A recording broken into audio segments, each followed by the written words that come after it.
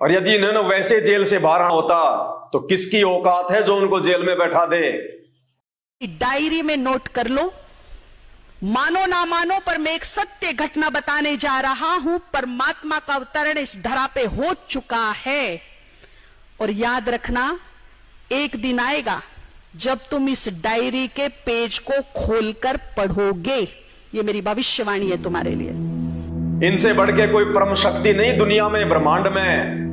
ये अपनी मर्जी के मालिक हैं और इनके जेल जाने के पीछे बहुत सारे रीजन हैं। आने वाले समय में 1000 वर्षों तक संत रामपाल जी का सत भक्ति मार्ग पूरे विश्व में चलेगा। यही एकमात्र धर्मगुरु होंगे, इन्हीं का ज्ञान होगा, इन्हीं के मंत्र होंगे, इन्हीं की आरतियां चलेंगी। धरती पे दूसरा कोई धर्मगुरु नहीं होगा, दूसरा कोई भगवान नहीं होगा। 1000 वर्ष तक इनके ज्ञान को, इनके भक्ति मार्ग को सुचारू रूप से अपनी गैर हाजिरी में चलाने के लिए इन्होंने कुछ इंतजाम करने हैं। उसके मद्देनजर आज ये जेल में बैठे हुए हैं। 28 साल से इन्होंने अपने भक्तों को जो अनमोल ज्ञान दिया है, दुनिया वालों से हटके जो परम ज्ञान दिया है, उस ज्ञान पर इनके भगत कितना जो है वो चल पाए हैं, कितना वो चल रहे हैं। उनके खुद के भगत संत रामपाल जी को कितना समझ पाए हैं। खाली संत रामपाल जी को एक संत के रूप में ले रहे हैं या फिर परमेश्वर के रूप में ले रहे हैं। संत रामपाल जी को उनके भगत किसी भगवान के द्वारा भेजा गया कोई अवतार मानते हैं या स्वयं ही उनको भगवान मानते हैं। वो अपने भक्तों के भी कॉमन सेंस की जो ज्ञान उन्होंने अपने भक्तों को दिया है उसकी परख कर रहे हैं कि मेरे कितने हैं और काल के कितने हैं। अंतिम समय में मुझे कितनों को साथ लेके जाना है और कितनों को यही छोड़ के जाना है जो उनको नहीं समझ पाए। और सारी दुनिया के धर्मगुरुओं को नकली साबित करने के लिए, सभी देवी देवताओं को, आधे अधूरे भगवानों को कमजोर साबित करने के लिए कि भैया मैं जेल में बैठा हूं, और जब वो विनाशकारी समय आएगा, जब वो दुखकारी समय आएगा पूरे विश्व पे और भारत पे, उस समय भैया मेरे से पहले तुम अपने देवी देवताओं से अरदास कर लेना। तुमने जो भी भीख मांगनी है अपनी जान की, पहले अपने देवी देवताओं से मांग लो। अपने धर्म गुरुओं से प्रार्थना कर लो कि गुरुजी ऐसी भयंकर आपत्ति आ गई देश पे, और देश पे आकर आपत्ति आ गई तो देश का देशवासी भी तो दुखी होगा, देश में रहने वाले भी तो परेशान होंगे। और कोई मिट्टी थोड़े ना कोई परेशान होती है, देशवासी परेशान होते हैं, इंसान परेशान होते हैं कि हे गुरुदेव भगवान, हमने आपको इतने दिनों से पूजा, हम आपके अगरबत्ती चढ़ा रहे, हम आपके जो है वो झंडा चढ़ा रहे, नारियल चढ़ा रहे, अगरबत्ती चढ़ा रहे, जैसा आपने कहा वैसा हमने राधे राधे हरे रामा हरे कृष्ण का जाप किया, जैसा आपने कहा वैसे हमने व्रत किए, हम तीर्थों पे गए, आपकी दान पेटियां हमने नोटों से भर दी, पर अब हमारे ऊपर ये आपत्ति आई है तो तुम आंख बंद करके क्यों बैठे हो गुरुदेव? कोई समाधान बताओ। और ये समाधान बताने का समय नहीं है, ये तो समाधान करने का समय है। ये गुरुदेव आप कहते थे कि मेरा तो भगवान से संपर्क है, मेरा तो सीधा भगवान में ध्यान लगता है, मेरी बात को तो भगवान टाल ही नहीं सकता। हे गुरुदेव अपने भगवान से बोलिए, अपने बच्चों की रक्षा करे। उस समय ये तुम्हारे धर्मगुरु ऊपर हाथ खड़े कर लेंगे, ऊपर हाथ नीचे गर्दन हो जाएगी कि जजमानो माफ करना, हमने तो धंधा खोल रखा था केवल अपने पेट पालन के लिए, हमारा किसी भगवान से कोई संपर्क नहीं है। उस समय जब तुम्हारी आंखें खुल जाएं और उसके बाद उन देवी देवताओं से, उन भगवानों से मंदिरों में जा जाके, मस्जिदों में जा जाके, चर्चों में, गिरजा घर में, गुरुद्वारों में जा जाके अरदास करना, दंडवत करना, नाक रगड़ना,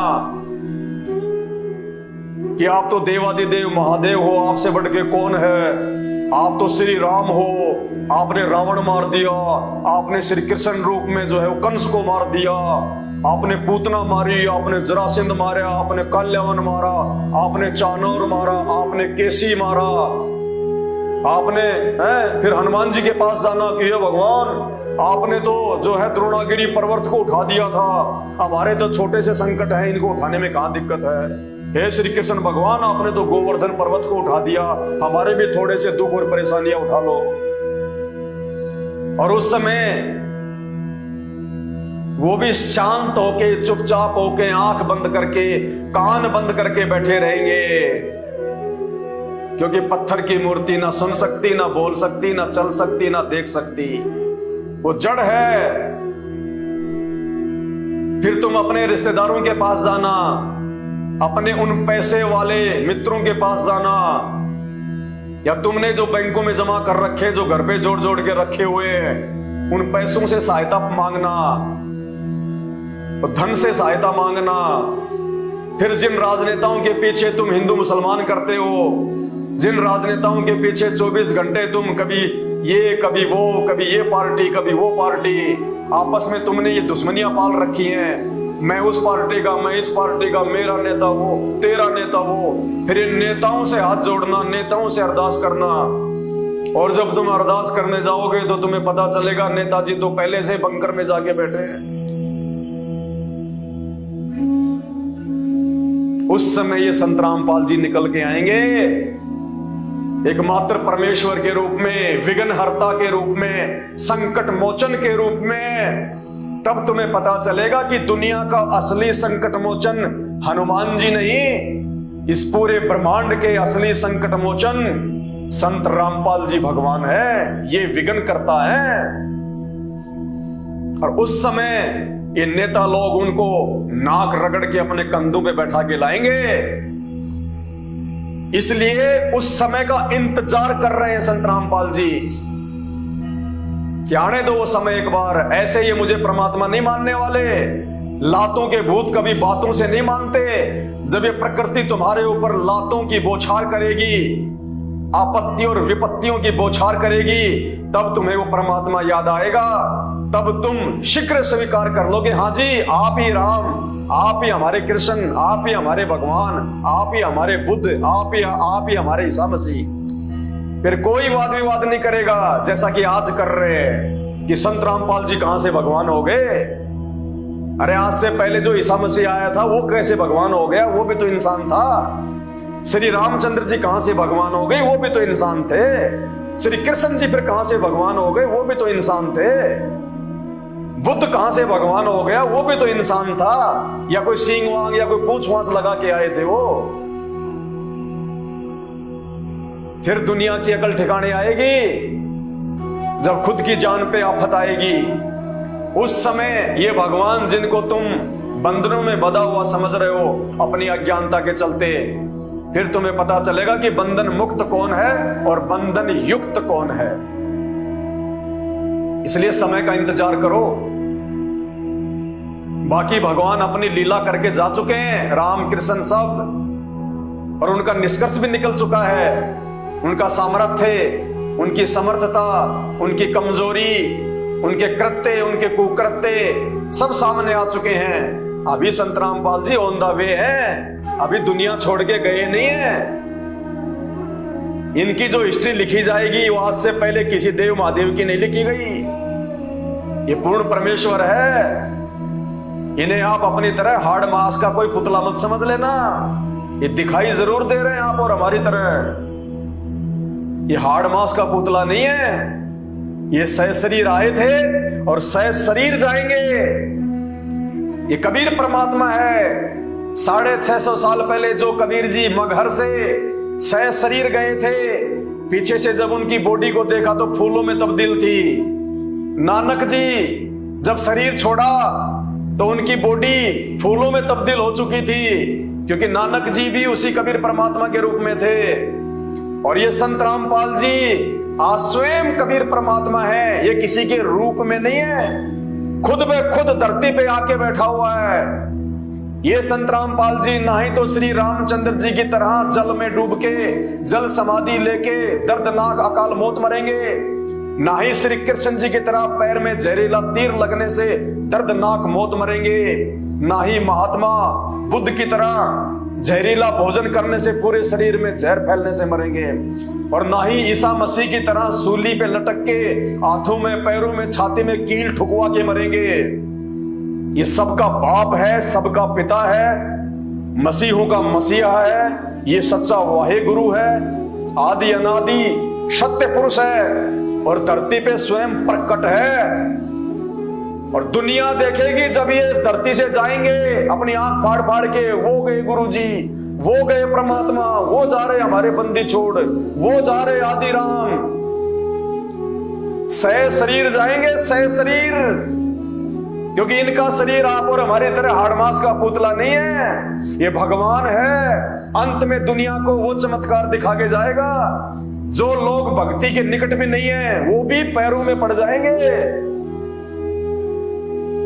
ये दुनिया ऐसे इनको भगवान नहीं मानने वाली। तो सबसे पहले तो प्रकृति की मार पड़ेगी भयंकर।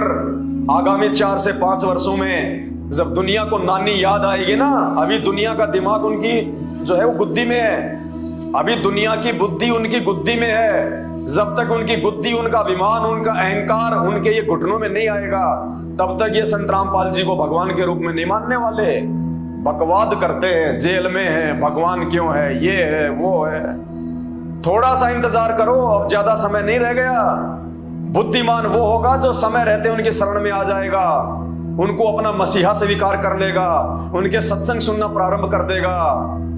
वरना एक छोटा सा भूत प्रेत जब किसी में प्रवेश कर जाता है तो नानी याद दिला देता है। और आने वाले समय में इस प्रकृति का जो भयावह रौद्र रूप सबके सामने आने वाला है, नानी की नानी याद आएगी, छठी का दूध। और जो जितना लेट आएगा उसकी उतनी ही लेट सुनवाई होगी, ये भी कान खोल के सुन लेना। जो जितना लेट संत रामपाल जी के शरण में आएगा उसकी उतनी ही लेट सुनवाई होगी। तो ये बंधन युक्त नहीं है, ये बंधन मुक्त परमात्मा है। ये आपकी दृष्टि में, आपकी नजरों में ये जेल में बैठे हुए हैं। हमारी नजरों में ये सर्वत्र हैं, हर जगह है, पूरे ब्रह्मांडों का संचालन कर रहे हैं। अभी हमारी बात समझ में थोड़ी आएगी जब थोड़ा आपके प्रारब्ध, आपके पूर्व जन्मों के कुकर्मों की मार जब आप लोगों पे पड़ेगी, और उस समय जब आपके माता पिता, रिश्तेदार, भाई बंधु, पैसा, दौलत, संपत्ति, देवी देवता, धर्म गुरु जब आपसे हाथ पीछे कर लेंगे कि भैया हमारे बस की बात नहीं है तेरे संकट काटना, तो महापापी आदमी है, पता नहीं तूने कितने कुकर्म किए हैं। उस समय ये संत रामपाल जी काम आएंगे, क्योंकि असली संकट मोचन है, ये असली विघ्न करता है, ये मंगल करता है, ये दाता है। उस समय पता चलेगा कि कौन बंधन में है और कौन बंधनों से छुड़वाने के लिए, हमें जन्म और मृत्यु के बंधनों से छुड़वाने के लिए, 84 लाख योनियों के बंधनों से छुड़वाने के लिए धरती पे आए हुए हैं।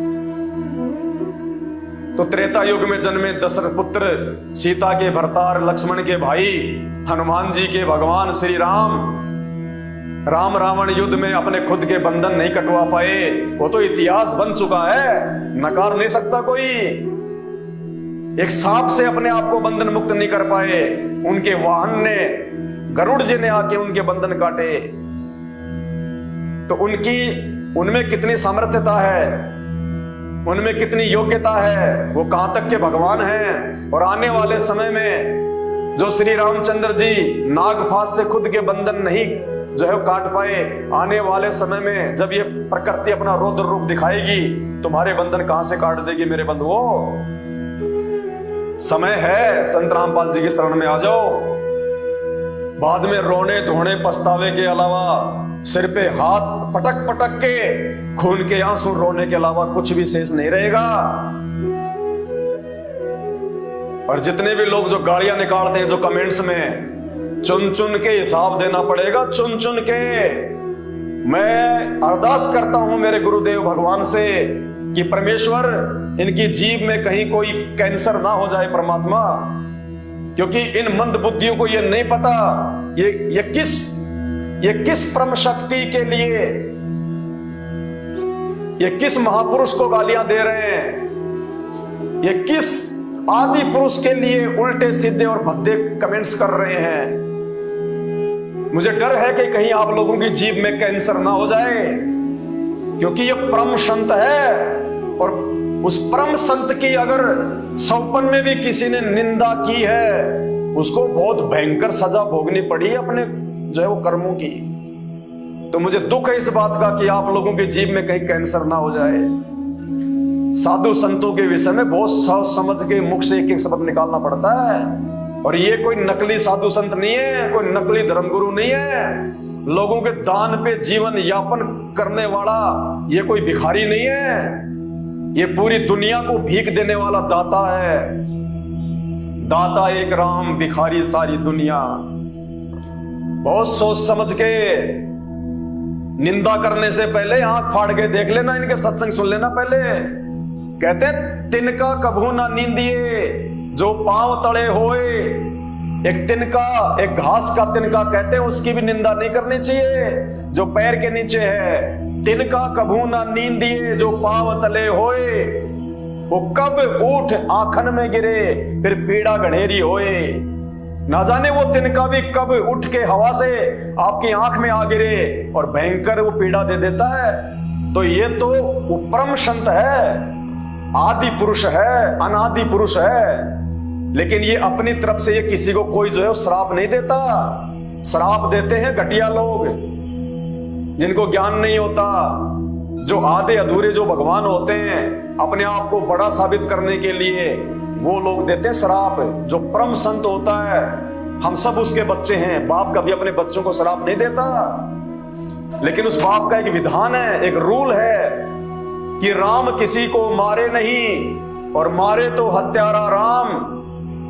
ये श्री रामचंद्र जी की तरह नहीं है जिन्हें राम रावण युद्ध में 18 करोड़ लोग मरवा दिए अपनी औरत के लिए। अरे भगवान थे, सर्वशक्तिशाली थे, सर्वशक्तिमान थे, सृष्टि के रचनहार थे, आदि पुरुष थे। तो अपनी औरत के लिए 18 करोड़ लोग क्यों मरवाए? खुद जाके लेके आते रावण से युद्ध करके, तब मानते कि हाँ ये पावरफुल है, ये भगवान है, ये परमात्मा है। 18 करोड़ लोग मरवा दिए अपनी औरत के लिए, वो भगवान कहां से हो गया? स्वयं में अगर सामर्थ्य था, अगर पुरुषार्थ था, स्वयं लेके आते, तब मानते कि आदि राम है।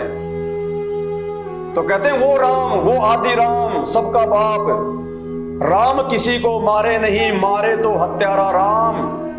अपने आप ही मर जाओगे ये कर कर खोटे काम। तो भाइयों, किसी भी साधु संत के विषय में बिना उसकी तहकीकात किए बिना, बिना उसके सत्संग और ज्ञान से परिचित हुए बिना, उसके विषय में अपनी जुबान से अपशब्द भूल के भी मत निकालना।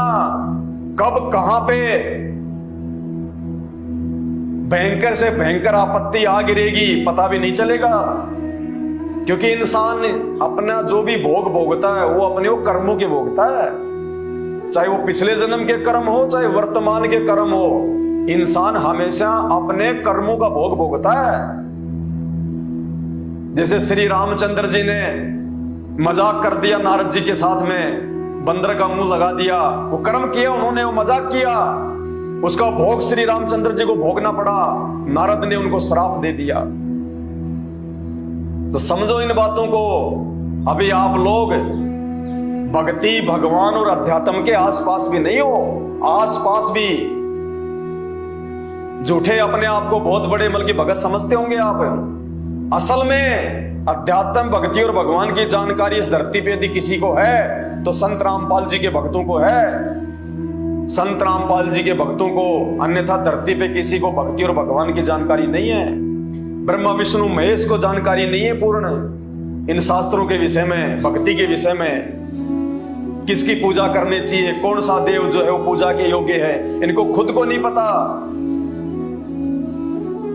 तो इनके भक्तों को, इनके साधकों को कहां से पता चलेगा? तो भाई और बहनों, हाथ जोड़ के विनती है, प्रार्थना है, आपका ज्यादा समय नहीं लूंगा। आपने इतना समय दिया, इसके लिए तहे दिल से मैं आपका आभार व्यक्त करता हूं। और मैं विनती करूंगा, मैं प्रार्थना करूंगा, हम सब एक ही परमात्मा के बच्चे हैं। हम भूल चुके हैं अपने बाप को, अपने परमात्मा को केवल देखा देखी में, क्योंकि हमने शास्त्रों से भगवान नहीं पहचाना, हमने तो हमारे दादा परदादा, उससे पहले वाले दादा और हमारे पिता जो भक्ति कर रहे हैं, हमने तो उनकी लकीर पीटनी शुरू कर दी। लेकिन भक्ति का आधार दादा और परदादा नहीं होते। भक्ति का आधार देखा देखी भेड़चाल नहीं होती। भक्ति का आधार होते हैं हमारे धर्म ग्रंथ, हमारे शास्त्र। और हिंदू धर्म में जो प्रमाणित शास्त्र हैं, चारों वेद और गीता जी, और उनमें भी कंप्लीट ज्ञान नहीं है। इसीलिए उस आदि राम, आदि पुरुष, उस कबीर साहिब को संत रामपाल जी के रूप में एक तत्वदर्शी संत बन के स्वयं आना पड़ा है, ये ज्ञान देने के लिए। तो विचार करो इन बातों पे, सत्संग सुनना शुरू करो। ये मानव शरीर बहुत अनमोल है, मानव जन्म दुर्लभ है, ये मिले ना बारंबार। पेड़ से पत्ता टूट गिरे वापस नहीं लगता डार, बाद में रोओगे पछताओगे। और वर्तमान में भी ये आधे अधूरे भगवान, ये धर्मगुरु तुम्हें कितना लाभ दे रहे हैं, तुम्हें कितना फायदा हो रहा है, अंदर से तुम अच्छे से जानते हो। तुम्हारे अंदर जो है वो कितनी शांति है, या तुम कितने दुखी हो, तुम कितने परेशान हो, तुम्हें अच्छे से पता है इन बातों का। फिर भी देखा देखी में लगे हुए हो, क्योंकि तुम्हारे पास ऑप्शन नहीं है। जाए तो कहां जाएं, इसको छोड़ेंगे तो दूसरा भी वैसा ही मिलेगा। तो अब जो जानकारी आपको दे रहे हैं हम लोग संत रामपाल जी के विषय में, वो वैसा ही नहीं मिलेगा। वो वैसा मिलेगा जैसा आपको आज से पहले कभी जिंदगी में नहीं मिला। वो परम दयालु, वो सुखदायी परमात्मा, जिनकी थोड़ी सी महिमा करने से, जिनकी थोड़ी सी भक्ति करने से वो सुख दे देगा, जो सुख आपको ब्रह्मा विष्णु महेश तीनों देवता मिलकर लाख जन्म में नहीं दे सकते। और फिर देखो जो आत्मिक सेटिस्फैक्शन आपको मिलेगा, उसकी आप कल्पना भी नहीं कर सकते। तो बस दास की इतनी सी विनती है, बाकी आपके भद्दे कमेंट्स का, आपकी गालियों का, हम संत रामपाल जी के भगत हैं। हम किसी ऐरे गहरे साधु संत के भगत नहीं हैं। हम किसी चंदन लगा के, रुद्राक्ष की माला पहन के, चुंडित मुंडित लाल पीले कपड़े पहन के, चिमटा हाथ में लेके, कान फड़वा के, हैं हरे राम हरे कृष्णा राधे राधे श्याम मिला दे, ये बोलने वाले के भगत नहीं है। हम सर्वशक्तिशाली, सर्वशक्तिमान परम पुरुष, आदि पुरुष, अनादि पुरुष संत रामपाल जी के भगत हैं, जो प्रमाणित संत हैं शास्त्रों के अनुसार। और उनकी भक्ति का ये असर है, ये प्रभाव है। आप चाहे कितनी गालियां दो, कितना ही जो है आप जी मतलब वो बुरा भला कहो, हमारे कान के आसपास भी नहीं फटकती तुम्हारी बातें, आसपास भी। और तुम अपने आप को सच्चे सनातनी, फोटो लगा रखी है हनुमान जी की, फोटो लगा रखी है राम और सीता जी की, फोटो लगा रखी है हिंदू राष्ट्र, फोटो लगा रखी है, नाम लिख रखा हम सनातनी, सच्चे सनातनी, और तुम्हारे मुंह में गुटखा जुबान पे गाली। क्या देश को हिंदू राष्ट्र बनाओगे? पहले खुद तो सुधर जाओ, पहले खुद तो संभल जाओ, पहले अपने आप को चेंज करो, अपने आचरण को चेंज करो, अपनी आत्मा को साफ करो। अरे आत्मा तो तब साफ होगी जब पहले आप अपने मुंह को साफ करोगे। तो हमारे अंदर संत रामपाल जी भगवान ने भक्ति का वो सॉफ्टवेयर डाल रखा है, जिसका दुनिया में कोई एंटीवायरस नहीं है, जिसको कोई तोड़ नहीं सकता उस सॉफ्टवेयर को, संत रामपाल जी के अलावा, और वो कभी तोड़ेंगे नहीं। तो हमारे ऊपर आपकी गालियों का, आपके इन भद्दे कमेंट्स का कोई असर नहीं पड़ता है। हमारे अंदर इतनी सी भावना भी नहीं आती। हम तो ये सोचते हैं कि परमात्मा कितने नादान हैं, कितने बुद्धिहीन हैं। ये 50-50, 60-60 साल के हो गए, अभी तक इनको ये नहीं पता कि हम क्या कर रहे हैं। गाड़ी किसी को निकालेंगे तो वहां से टकरा के वापस उसी के पास आती है। सामने वाला यदि गाली को नहीं स्वीकार करता है, सामने वाला यदि आपकी गाली का जवाब नहीं देता है, तो टकरा के वापस आती है। अगर माँ की दी है तो खुद की माँ के ऊपर आएगी, बहन की दी है तो खुद की बहन के ऊपर आएगी। तो हमें तो दया आती है आप लोगों पे, आपके बुद्धि स्तर पे। और ऐसी बात नहीं है, इस बुद्धि के स्तर को ठीक भी किया जा सकता है, अपने आप को संभाला भी जा सकता है, क्योंकि आज संभालने का मौका है। आज धरती पे परमात्मा स्वयं आए हुए हैं। सुधरो भाई। अरे हमें लाख गालियां निकाल लो, हमें कोई फर्क नहीं पड़ता। हमें गालियां निकाल के भी आप संत रामपाल जी के सत्संग सुनना शुरू कर दो, हम तो उसमें भी खुश हैं कि कम से कम हमारे भाई बहनों का जीवन तो जो है वो संवर जाएगा। देखो, अज्ञानता में, मूर्खता में, नासमझी में गालियां कोई भी निकाल सकता है, कोई बड़ी बात नहीं, लेकिन जो परिणाम है वो तो भोगने पड़ेंगे। यहां का विधान है। ये 3 लोक का विधान है, ब्रह्मा विष्णु महेश तक का विधान है। जो प्राणी जैसा कर्म करेगा वैसा भोग उसको भोगना पड़ेगा। तो जो गालियां आप निकाल रहे हो, और गरुड़ पुराण में उन गालियों की क्या सजा लिखी हुई है वो तो देखो, तुम्हें भोगना पड़ेगा। ये तो तुम्हारी अपनी गलती है, क्योंकि मानव शरीर प्राप्त करके, अनमोल जन्म प्राप्त करके, ये जीव परमात्मा ने भक्ति करने के लिए दी है, सत्य वचन भाषण करने के लिए दी है। और जो इस जीव से गालियां निकालेगा, जो इसका दुरुपयोग करेगा, परमात्मा कहते हैं अगले जन्म में वो बैल बनता है, बैल 84 लाख योनियों में जाएगा। फिर उसके मुंह में जुबान भी होगी, लेकिन वो बोल नहीं पाएगा कि मुझे भूख लग रही है, मुझे प्यास लग रही है, मेरे पेट में दर्द है, मेरे पैर में जो है वो कील चुभ गई, निकाल दो। वो बोल नहीं पाएगा, उसको भोगना पड़ेगा। क्यों? क्योंकि जब उसको परमेश्वर ने मानव जन्म में ये जीव दी थी, नाम रटने के लिए, नाम जपने के लिए, सच्चे तत्वदर्शी संत को पहचान के उसकी भक्ति करने के लिए, तुमने उसका दुरुपयोग किया, उल्टी उस परम संत को गालियां निकाली, उनके भक्तों को गालियां निकाली। उसका परिणाम, उसका दंड तो यमराज देगा ही देगा। अभी भी समय है, अगर बचा जाए तो बच लेना। ये संत रामपाल जी हैं जो यमराज के जो है उस दंड को भी काट सकते हैं। कुछ नहीं है इनके लिए, सेकंडों का काम है। चाहे तुमने कितने ही बड़े से बड़े महापाप, महाकुकर्म और अपराध क्यों ना कर रखे हैं इस जन्म में, चाहे किसी लाखों वर्ष जो है वो पहले वाले जो है वो जन्मों में, संत रामपाल जी यूं काट देंगे, यूं चुटकियों में। उनके पास वो भक्ति है, वो मंत्र है।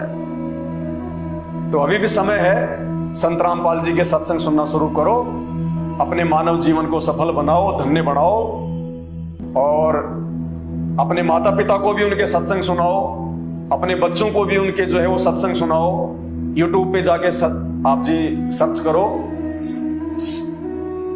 सत्संग संत रामपाल जी महाराज, और विनती करूंगा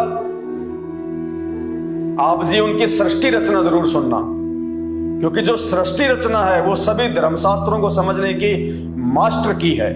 जब तक आपके पास में मास्टर की नहीं होगी, आप इन सदग्रंथों को, धर्म ग्रंथों को नहीं समझ पाएंगे। तो सबसे पहले YouTube पे संत रामपाल जी के जब आप सत्संग सुने तो आप उनकी सृष्टि रचना को जरूर सुने। उम्मीद करता हूं भाई को समझ में आ गया होगा, उसके सवाल का जवाब उसको मिल गया होगा कि कौन बंधन युक्त है और कौन बंधन मुक्त है। बाकी समय बहुत ज्यादा हो गया है और आप लोगों का समय बहुत कीमती है।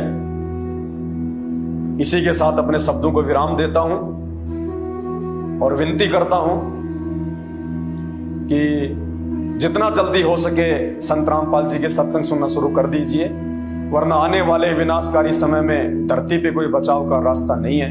चाहे कितना ही दिमाग लगा लेना, कितना ही पैसा खर्च कर लेना, कितना ही भटक लेना, भाई इस परम संत के अलावा धरती पे कोई भी सुरक्षा कवच नहीं बचेगा। और उस समय फिर मजबूरन नाक रगड़ के आना पड़ेगा, लेकिन जितना लेट आओगे सुनवाई भी उतनी ही लेट होगी। बंदी छोड़ सदगुरु रामपाल जी भगवान की जय हो।